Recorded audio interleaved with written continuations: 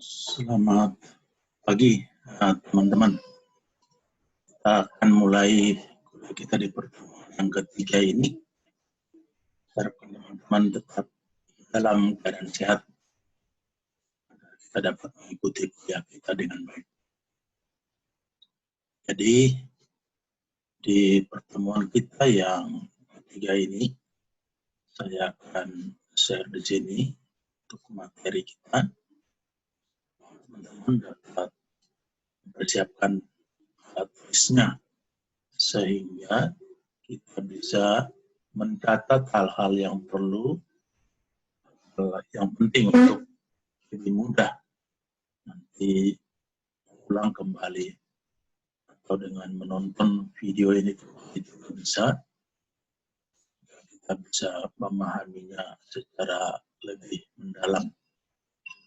Untuk pertemuan kita yang ketiga ini yang menjadi materi kita yang kita perlu kita bahas yaitu skala perbandingan berpasangan dan juga mengevaluasi timbangan yang berbeda yang menjadi materi kita. Saya harapkan dapat mengikutinya dengan baik. Mengenai analytical hierarchy proses AHP, kalau minggu lalu kita sudah membahas mengenai weighted sum method atau WSM. Dan kita membahas satu metode lagi. Kalau yang minggu lalu kan WSM itu yang paling sederhana. Ini metode AHP atau Analytical Hierarchy Process. Jadi kita dalam dua metode ini agar kita lebih paham lagi. Dan tujuan sebenarnya pemilihan yang terbaik yang bisa dilakukan oleh perusahaan atau suatu organisasi, suatu keputusan mana yang terbaik yang akan diambil tentu berdasarkan data-data analisa yang ada. Apa sih AHP itu? Menurut Thomas L. Saaty menyatakan bahwa metode analytical hierarchy proses dikembangkan oleh Thomas L. Saaty, itu seorang ahli matematika. Menurutnya metode AHP membantu memecahkan persoalan yang kompleks dengan menstrukturkan suatu hierarki kriteria pihak yang berkepentingan. Hasil dengan menarik berbagai pertimbangan guna mengembangkan bobot atau prioritas. Definisi metode AHP atau Analytical Hierarchy Process merupakan suatu metode pendukung yang tadi dikembangkan oleh Saaty. Model pendukung keputusan ini akan menguraikan masalah multifaktor atau multikriteria yang kompleks yang menjadi suatu hierarki. Saaty, dan tiga, hierarki didefinisikan sebagai suatu representasi. Representasi berarti mewakili ya dari sebuah permasalahan yang kompleks dalam suatu struktur multi level, di mana level pertama yang atas itu tujuan. Kenapa tujuan dibuat dan apa tujuannya gitu. Tentu tujuan itu harus umpamanya dalam pemilihan harus yang didapatkan itu yang terbaik gitu. Jangan sampai salah menentukan pilihan gitu ya, karena kalau salah tentu merugikan perusahaan, merugikan organisasi. Kemudian diikuti level faktor. Faktor apa sih yang digunakan untuk mencapai tujuan itu? Kemudian apa kriterianya? Kriterianya contohnya memilih satu komputer, kriterianya apa? Oh, mungkin dia perangkat lunaknya, terus mereknya apa, atau penjualnya siapa, terus perangkat kerasnya, terus apa sub-kriterianya juga gitu kan. Banyak sub-kriterianya dan seterusnya sehingga level terakhir dari alternatif. Nah, Analytical Hierarchy Process atau AHP adalah suatu metode pengambilan keputusan yang melakukan perbandingan berpasangan. Nah, dibuat berpasangan perbandingannya, yaitu antara kriteria pilihan dan juga perbandingan berpasangan antara pilihan yang ada. Jadi dibuat perpasangan antara pilihan yang ada dan juga antara kriteria pilihan. Proses mengambil keputusan pada dasarnya adalah memilih suatu alternatif yang terbaik, seperti dilakukan pada struktur persoalan dan lain-lain ya. Jadi tetap tujuannya itu agar setelah dikombinasi, dicombine gitu antara kriteria pilihan dan juga perbandingan berpasangan dari pilihan-pilihan yang ada, nanti nilai yang terbaik dari itu, itulah yang akan dipakai sebagai keputusan, sebagai pilihan yang terbaik. Kemudian disebut di sini peralatan utama dari AHP adalah dengan memiliki sebuah hierarki fungsional dengan input utama, persepsi manusia dengan hierarki suatu masalah kompleks dan tidak terstruktur, dipecahkan ke dalam kelompok-kelompok dan diatur menjadi suatu hierarki. Hierarki itu kan kalau dalam kerajaan kan ada hierarki dari raja, penasihat raja, terus ke bawah, nanti ada PM, terus ke bawah, itu hierarki seperti satu struktur gitu ya. Jadi yang disebut di sini kelebihan AHP, satu struktur yang berhierarki yang tadi ya, dari atas ke bawah gitu. Pertama tadi atas itu tujuan, apa tujuannya? Tujuanmu untuk menikah gitu kan. Nanti kamu buat kriteria pasangan yang kamu mau, gimana? Baik, kaya, cantik atau ganteng gitu kan. Ada kriteria-kriteria. Nggak mungkin kriteria kita, oh jelek, terus tidak pintar, tidak mungkin seperti itu. Lalu kita ingin mendapatkan yang terbaik. Kemudian memperhitungkan validitas sampai dengan batas toleransi, inkonsistensi sebagai kriteria dan alternatif yang dipilih oleh pengambil keputusan. Ya, jadi ada validitasnya. Memperhitungkan daya tahan atau ketahanan output, analisis sensitif, pengambilan keputusan juga daya tahannya. Selain itu, AHP mempunyai kemampuan untuk memecahkan masalah yang multi objektif dan multi kriteria berdasarkan pada perbandingan preferensi dari setiap elemen dalam hierarki. Jadi model ini merupakan satu model pengambilan keputusan yang komprehensif. Komprehensif maksudnya menyeluruh, tidak sepotong-sepotong. Tapi benar-benar setelah dianalisa melalui AHP ini, mendapatkan keputusan yang terbaik dari pilihan-pilihan yang ada, dari metode-metode yang ada. Kemudian ada juga kekurangannya ya. Setiap orang itu atau setiap metode itu ada kelebihan kekurangannya. AHP memiliki ketergantungan pada input utamanya. Input utama yang dimaksud adalah berupa persepsi atau penafsiran seorang ahli, sehingga dalam hal ini melibatkan subjektivitas. Jadi maksudnya orang kan kadang-kadang subjektif juga ya, tidak objektif menilai sesuatu. Mungkin bagimu wanita putih itu cakep gitu ya kan, itu menurut kamu. Tapi ada bagian sebagian orang yang hitam manis itu takut. Jadi bisa ada subjektivitas menilai, memberikan bobot bagi suatu pilihan gitu ya. Mungkin bagi saya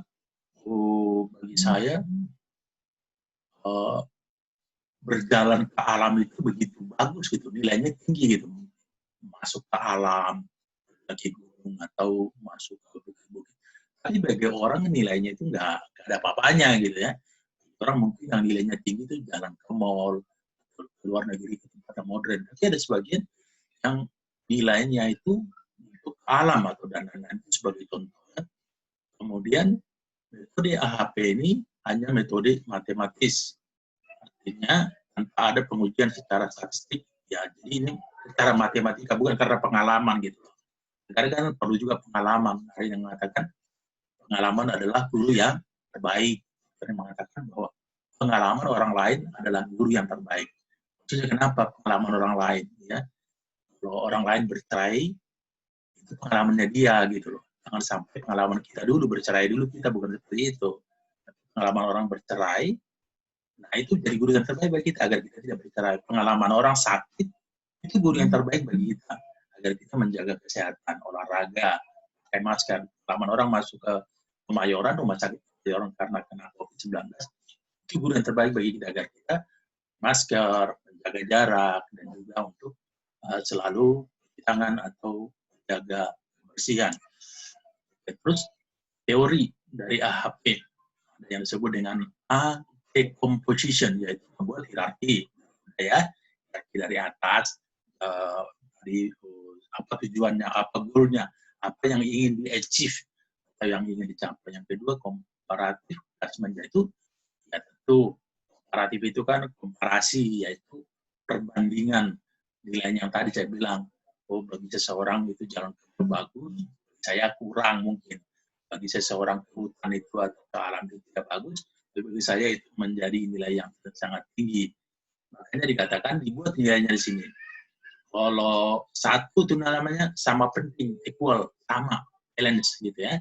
Maksudnya, oh bagi saya itu sama loh, memilih pasangan saya itu kebaikan hati dengan apa namanya, dia udah baik hati, terus dia sangat menghargai. Nah itu nilainya penting gitu, sama. Oh nilainya 1 gitu. Tapi kalau umpamanya bagi orang lain, nilai 3, angka 3, itu lebih penting sedikit. Wah, bagi saya, kebaikan hati itu lebih penting daripada hanya sekedar menghargai. Gitu ya. Yang 5, lebih penting secara kuat. Bagi saya mah kebaikan hati itu sangat kuat itu. Itu harus itu gitu. Daripada hanya sekedar menghormati atau menghargai saya. Yang ke-7 lebih penting secara kuat, very strong, ini juga sangat kuat. Jadi yang ke-9 lebih penting secara ekstrim. Pokoknya saya yang nomor 1, pokoknya kebaikan hati pasangan saya. Mengenai menghormati, mengenai on time, mengenai perhatian itu nomor 2, nomor 3.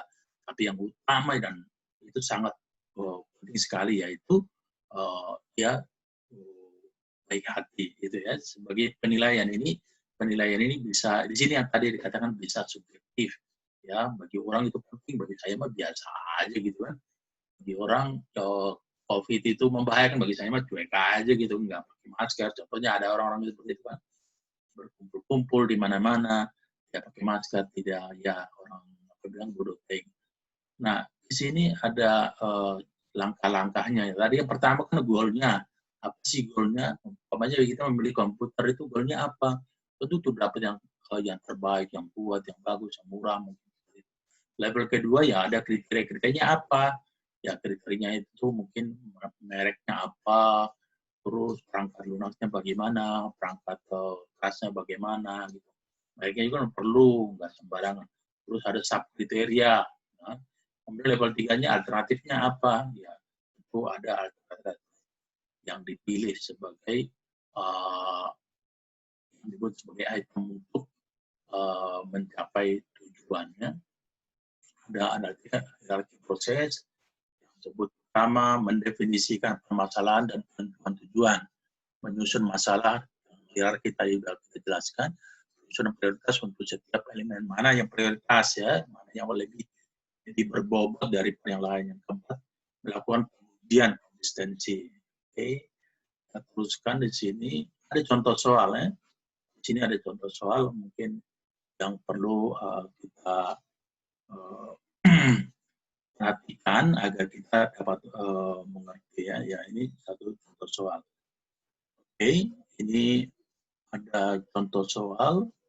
Berikut ini adalah sebuah keputusan hierarki yang sederhana ya, buat untuk menentukan pilihan ya. Terus perangkat komputer. Contohnya di sini ada 3 kriteria ya, perangkat keras, perangkat lunak. Jadi ini struktur HP-nya yang atas komputer, ada perangkat keras, kemudian di bawahnya ini yang ketiga ini sebagai hierarki yang ketiga, komputer A, B, dan C. Kita buat nanti perbandingan perpasangannya. Ya. Nilai putarnya berdasarkan apa? Perangkat keras, perangkat lunak, dan juga berdasarkan penjual. Terus kriterianya ada kriteria A, kemudian kriteria B.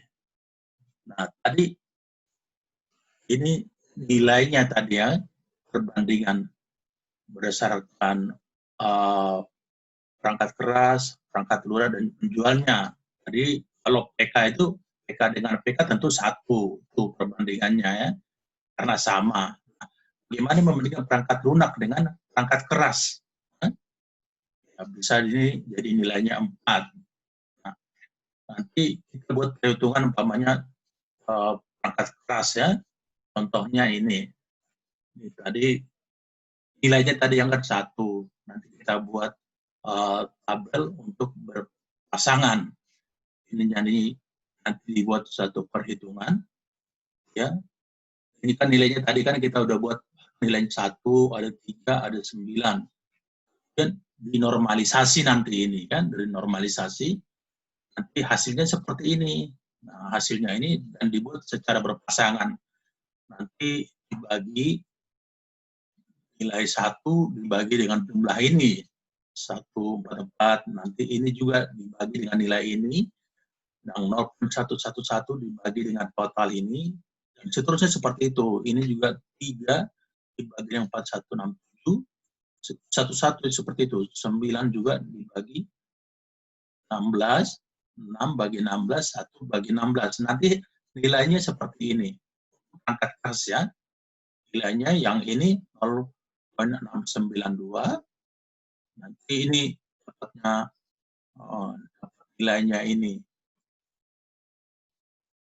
Jadi nilai vektor prioritasnya untuk setiap pilihannya. Nah, setelah ini nanti kan A, B, dan C ini nanti dibagi 3 ini kan.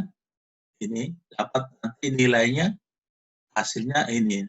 Yang ini hasilnya.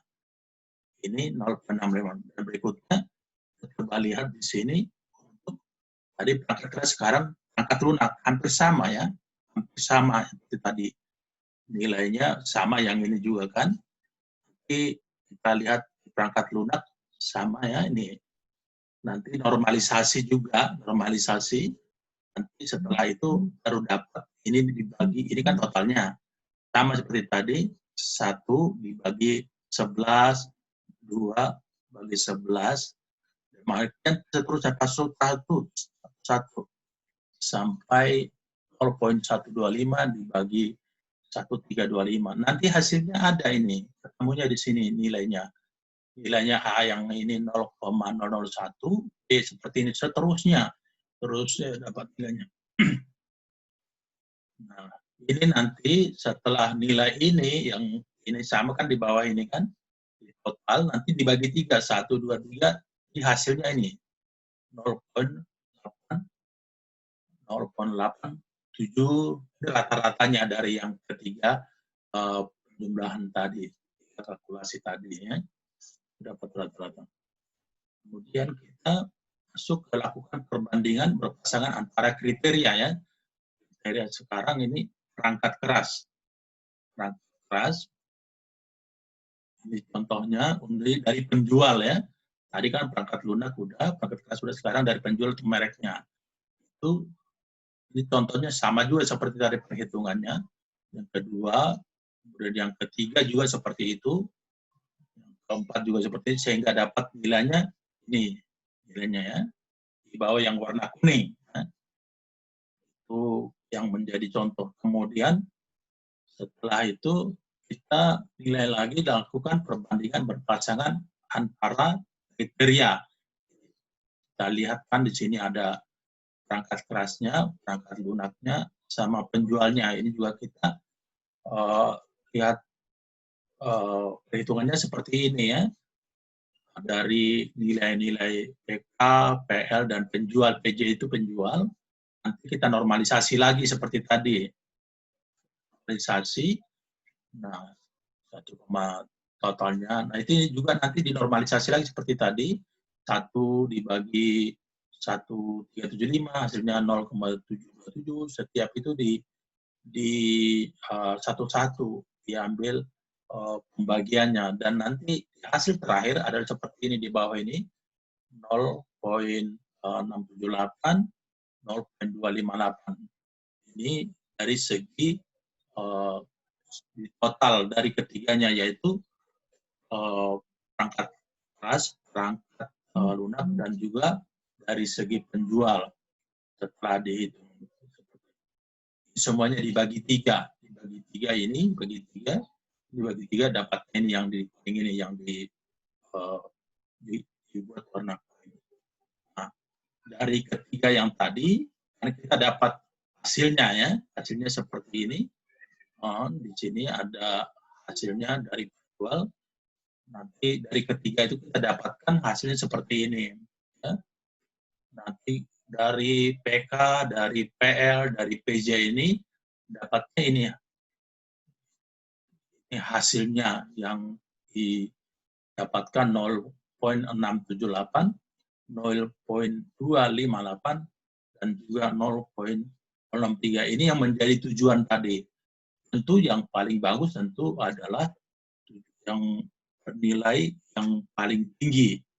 Itu yang ini. Jadi sebenarnya perhitungan dari sini, dari perangkat keras, perangkat lunak, dan juga penjualnya.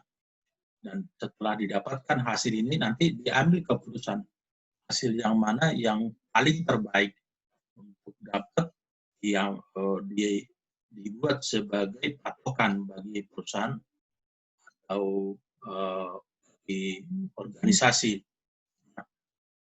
Dari hasil perhitungan tadi, kita kan bisa lihat apa, tetap di tujuan akhir ini ya, ini tujuan akhir yang paling tinggi, mana di sini dari semuanya. PK walaupun yang ini dikalikan ya, dari semuanya, hasilnya dapat 0,678, 0,258, dan ini matriks prioritas, kriteria, dan tujuan. Ya, ini dikalikan semuanya. Satu-satu dikalikan sampai mendapatkan hasil yang ini ya. Nanti mungkin bisa dilihat juga contoh-contoh yang lain. Kalau di sini mungkin saya menjelaskannya terlalu cepat, mungkin nanti bisa dilihat contohnya di YouTube ya. Ini hasil terakhir itu. Ini hasil dari penjumlahan dari PK, PL, dan juga PJ sampai mendapatkan hasil seperti ini. Ya. Jadi dikalikan sampai mendapat seperti ini ya. Ini dikalikan untuk mendapatkan hasil, dan akhirnya nanti akan didapatkan hasil seperti yang akhir di sini, yang A menjadi 0,5 dan B 2,258 dan yang C 0,241. Nah, dengan hasil ini berarti komputer A lebih prioritas dibandingkan dengan komputer B dan C. Komputer B lebih prioritas dibandingkan dengan komputer C. Berarti yang menjadi pilihan adalah yaitu nilai yang tertinggi, yaitu 0,50, 0,500, itu adalah komputer A. Jadi perusahaan bisa memutuskan untuk mengambil ini karena inilah dari analisa ini yang paling menguntungkan bagi perusahaan. Baik, itulah yang bisa kami jelaskan. Semoga dapat dimengerti. Kalau sebenarnya banyak contoh-contoh yang bisa dilihat juga ya sekarang dengan adanya YouTube, kita bisa memperhatikan dan mendapatkan contoh. Baik, sampai di sini pertemuan kita. Terima kasih. Tetap menjaga kesehatan di sini, saya tulis disiplin dalam belajar, disiplin dalam hal waktu, disiplin juga menjaga waktu. Terima kasih, sampai bertemu di minggu depan.